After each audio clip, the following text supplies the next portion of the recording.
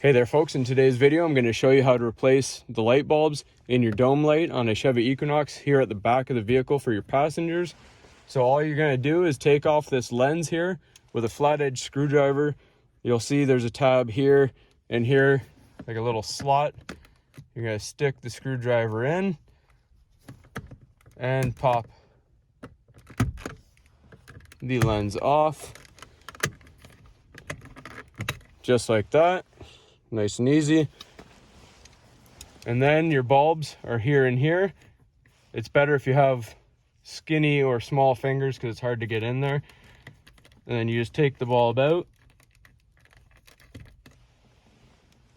And that's all there is to it. Once you get your new bulb, put it back in the same way that you took the other one out. And always wear gloves to make sure your oils don't heat up and blow your bulb again. Give it a test, make sure it works. Once you confirm it works, put your lens back on till it clicks into place.